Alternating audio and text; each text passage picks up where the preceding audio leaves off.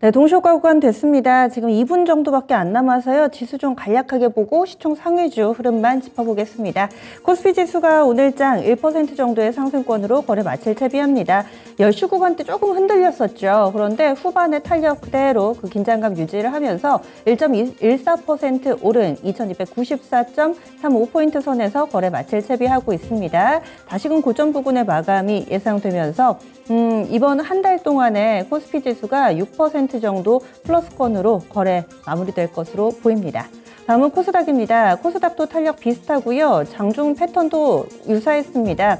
오전 9시, 10시 구간대 약간 흔들렸다가 11시 구간대부터 페이스를 찾고 이후에는 고점 부근의 횡보. 그래서 종가는 전거래일 대비로는 1.05% 오른 694선 부근에서 형성할 것으로 예상되고 있습니다. 코스닥도 월간 기준으로 이번 달 3% 정도의 오름세를 나타내면서 10월은 반격의 한 달이라는 그런 표현이 걸맞지 않을까 하는데요. 다음은 종목별로의 움직임 보겠습니다. 오늘 장에서는 삼성전자의 존재감이 대단했죠. 흔들리는 장 9시 10시 구간대 흔들렸을 때 삼성전자가 으라차차 하면서 지수의 상승 분위기를 딱 잡아줬고요. 오늘 삼성전자는 거의 6만 원 선 언저리까지 재차와 있습니다. 3.66% 오르면서 59,400원에 거래 마칠 예정이고요. 그리고 또 낙폭과대주들 네이버가 오늘장 5% 정도의 강한 상승 탄력을 보여주고 있습니다. 카카오도 4%가량 오름세를 나타내면서 대표적으로 지지부진했던 종목군들 쪽으로 맥이 들어가고 있다라는 점도 특징으로 보이는데요. 카카오뱅크 역시나 그렇습니다. 지금 거의 8%에 육박하는 급반등 움직임을 보여주면서 지수가 반등 움직임을 꾸준히 좀 이어가는 가운데 이쪽으로 봐야 될까 많은 분들이 좀 고민하고 계실 듯한 모습입니다. 코스피 200 종목 가운데서 가장 강한 종목이 현재 카카오뱅크거든요. 반면에 실적이 부진했던 종목군들 호텔신라라든지 효성그룹 몇몇 그리고 아모레그룹주들 이쪽으로는 부진한 실적에 직격탄을 맞았습니다. 코스닥 쪽으로는 뚜렷하게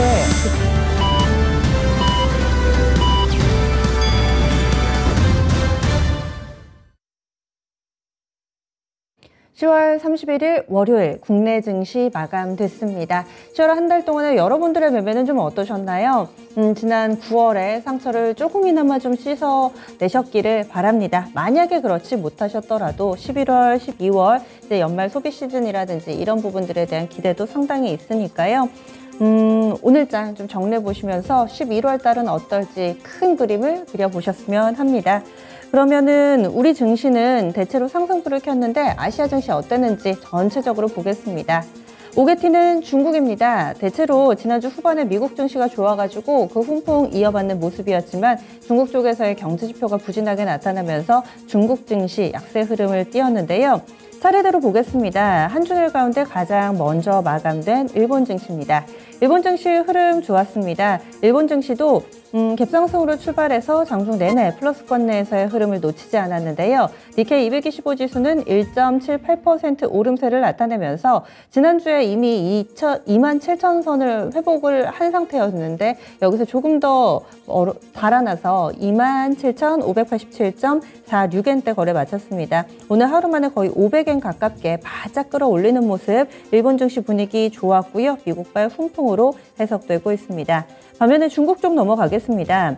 중국은 우리 시간으로 10시 30분경에 PMI가 발표가 됐죠. 제조업, 비제조업 PMI 모두 다 나왔는데요. 제조업 PMI가 49.2가 나왔습니다. 기준 라인이 50인데 50을 하회하면서 경기 위축 시그널이 나왔고요. 예상치가 50.1이었는데 역시나 이를 밑돌았습니다. 비제조업, 그러니까 서비스업 쪽도 마찬가지였는데요. 앞자가 바뀌었습니다. 4자 나왔습니다.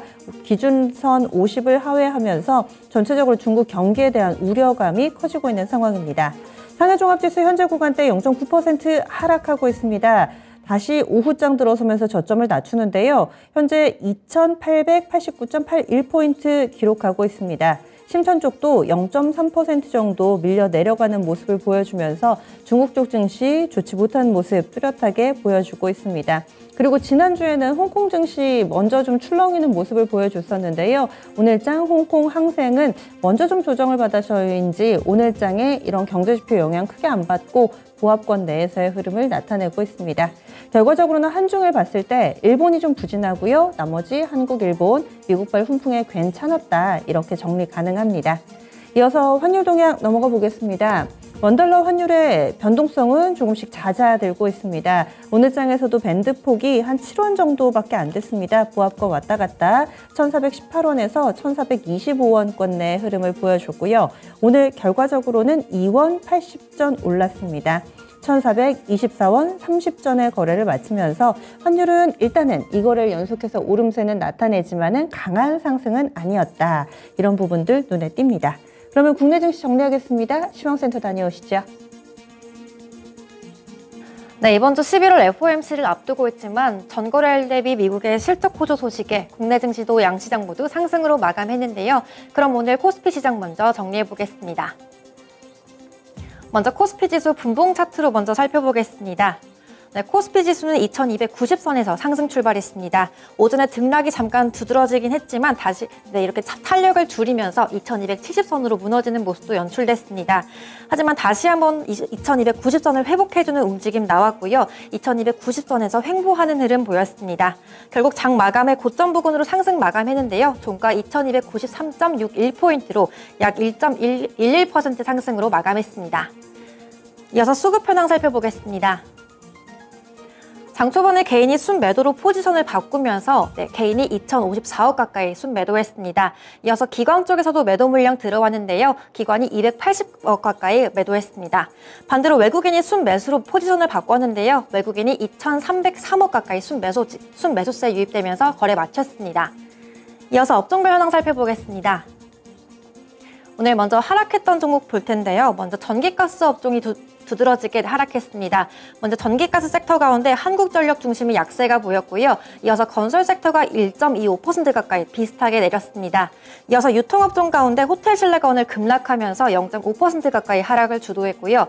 이어서 보험 섹터가 0.5% 가까이 내렸습니다. 이어서 막판 들어 하락폭을 조금 더 키웠는데요. 의료정밀 섹터가 0.25% 내리면서 거래 마쳤습니다. 이어서 상승업종 보겠습니다. 오늘 네이버와 카카오의 상승 탄력이 강하게 들어왔습니다. 먼저 서비스 섹터가 2.3% 가까이 가장 큰 폭으로 상승 마감했고요. 또 삼성전자가 급등하면서 오늘 전기전자 섹터 역시 2%대 오름세로 마감했습니다. 이어서 제조업이 1.3%대 상승으로 마감을 했고요. 또 철강금속 업종이 1.2% 가까이 올렸습니다. 또 섬유회복 업종도 0.99%로 1% 이내 상승으로 거래 마쳤습니다. 이어서 시총 상위주로 넘어가 보겠습니다. 먼저 반도체주 볼 텐데요. 오늘 삼성전자와 SK하이닉스 다소 희비가 엇갈리는 모습 보였습니다. 삼성전자가 3.7% 가까이 올리면서 6만 원 선을 앞에 두고 마감했는데요. 종가 59,400원으로 마쳤습니다. 반대로 SK하이닉스는 오늘 부진한 흐름 연출됐습니다. 종가 82,700원으로 0.8% 넘게 빠지면서 거래 마쳤습니다. 이어서 2차 전지주 보겠습니다. 오늘 LG에너지솔루션에는 가정용 에너지 저장 장치 일부 제품이 리콜된다는 소식이 나오면서 오늘 하락으로 거래 마쳤습니다. 종가 52만 8천원으로 0.75% 하락으로 마감을 했고요. 반대로 삼성 SDI와 LG화학은 나란히 상승 마감했습니다. 삼성 SDI가 73만 7천원으로 1.3%대 상승 마감했고요. 또 오늘 3분기 실적 발표를 앞두고 이런 기대감 나오면서 LG화학이 1.8% 가까이 상승 마감했습니다. 이어서 바이오주 보겠습니다. 오늘 삼성 바이오로직스가 장 초반에는 하락세 보였는데요. 막판에 상승으로 전환되면서 거래 마쳤습니다. 종가 87만 7천원으로 0.1%대 소폭 상승으로 마감을 했고요. 이어서 셀트리온이 2.4% 상승 마감했습니다. 종가 19만 2천원 터치하고 마쳤습니다. 이어서 자동차주 보겠습니다. 오늘 외국인과 기관 쪽에서 동반 매도 물량 줄줄이 들어왔는데요. 현대차가 0.3%로 소폭 상승으로 거래 마쳤습니다. 종가 16만 4,500원으로 막판에 탄력을 조금 붙였고요. 이어서 기아가 역시 0.15% 소폭 상승으로 거래 마쳤습니다. 이어서 인터넷주 보겠습니다. 오늘 네이버와 카카오가 동반 상승으로 거래를 마쳤는데요. 네이버가 콘텐츠 사업 부문 성장 기대감 받으면서 오늘 가장 크게 상승했습니다. 약 6% 가까이 주가 올리면서 16만 9,500원으로 마감을 했고요. 또 카카오가 오늘 11거래일 만에 5만 원 선에 안착했습니다. 종가 5만 700원으로 4% 상승 마감했습니다. 이어서 코스피 시장 특징주 보겠습니다. 네, 요즘 실적 시즌이 되면서 실적 호조의 상승으로 마감한 종목들이 보였는데요. 먼저 효성중공업이 17% 급등으로 거래를 마쳤습니다. 효성중공업이 지난 금요일에 장마감 이후 3분기 실적을 발표했는데요. 실적이 예상치를 상회했다는 평가가 나왔습니다. 중공업 부문 턴어라운드와 더불어서 수주 실적이 개선되면서 전년 동기 대비 영업이익이 138% 증가했고요. 또 매출이 이어서 약 7% 정도 증가했다는 소식이 나왔습니다. 또 LS 일렉트릭도 호조의 상승 마감했는데요. 전년 동기 대비 3분기 영업이익이 약 50% 증가했고요. 또 매출액도 22% 증가했다는 이런 발표에 동반 상승으로 거래 마쳤습니다. 이어서 방산주 가운데 한화 에어로스페이스와 한국항공우주도 동반 상승으로 마감했는데요. 한화 에어로스페이스가 3분기 영업이익은 부진했지만 폴란드 수주 효과로 수익성이 개선될 것이란 이런 기대감 받으면서 상승으로 거래를 마쳤습니다. 또 한국항공우주 역시 완제기 수출 수혜로 수익성 개선 기대감 받으면서 4.8% 가까이 상승한 47,350원에 장 마쳤습니다. 이어서 KG그룹주 보겠습니다. 네, 쌍용차가 서울회생법원에 회생 절차 종결을 신청했다는 소식에 KG그룹주들 동반 상승으로 마감을 했는데요. 회생 절차가 개시된 지 약 18개월 만에 법정관리 절차가 마무리될 거란 전망이 나왔습니다. 쌍용차는 회생계획 인가 이후 회생계획안에 따른 재반 절차를 충실히 수행했고 또 회생계획 수행에 지장을 초래하는 사유는 존재하지 않는다고 밝혔습니다. 이런 소식에 KG그룹주들 동반 상승했는데요. 먼저 KG케미칼이 3.8%대 상승 마감했습니다. 종가 23,000원으로 마감을 했고요. KG스틸 역시 7,770원으로 1%대 강세 보였습니다. 이어서 코스닥 쪽에서도 KG이니시스, 또 KG모빌리언스와 KGETS 역시 동반 상승으로 거래에 마쳤습니다. 이어서 코스닥 시장 체크해 보겠습니다. 먼저 코스닥 지수 전거래일 대비 1.12% 상승했고요. 포인트로는 7.7포인트 상승했습니다. 종가 695.33포인트에서 상승 마감했습니다. 이어서 분봉 차트 체크해 보겠습니다. 네, 코스닥 지수 역시 1%대 갭으로 상승 출발했습니다. 잠깐 오전 중에 지수가 흔들리는 모습도 연출이 되긴 했지만 다시 한번 상승 탄력을 만들어 갔는데요.